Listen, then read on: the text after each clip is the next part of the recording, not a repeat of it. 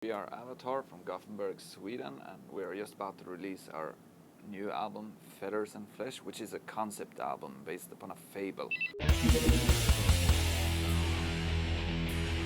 It's about an owl who goes to war to stop the sun from rising.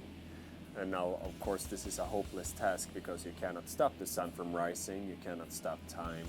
We follow her on a journey where she's doomed to fail and lose. But it's all about that she is this ruler of the night, a nocturnal predator. And as far as she remembers, as far as she's concerned, there's only ever been night. But this particular night when the story takes place, an eagle comes flying and proclaims that, you know, the sun will rise and your rule will end and my kingdom will come, so you need to step aside. And it's something that she refuses to accept. And she figures if I kill and defeat the eagle, that will stop the sun from rising.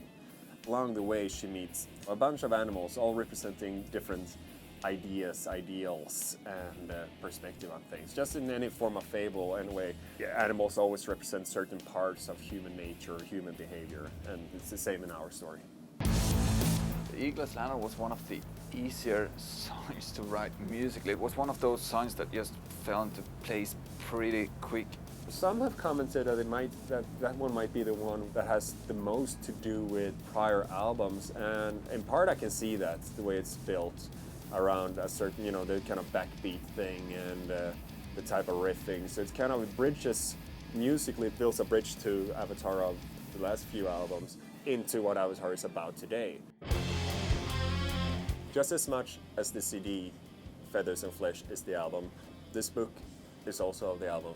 It works like this, that you open some pages, you got on this side always, the story is written in the form of a poem, like a verse like this, we got 109 of those. And then always to the left are the song lyrics that is always spoken by the different characters. And it's illustrated all the way through, one for each song. And it just, once you start to go through it like this, it was just too much for a booklet. Too much to do it justice. It needed to be a book.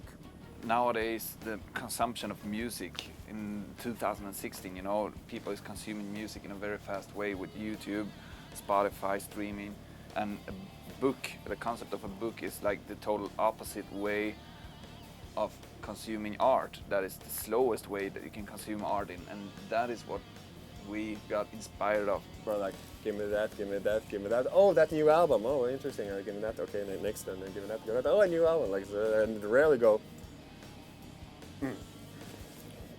like that. But with this, it's very hard to like, oh, gonna see, well, check it out. Like, okay, she greeted the night. Okay, cool. Next, you know, you don't do that with a book.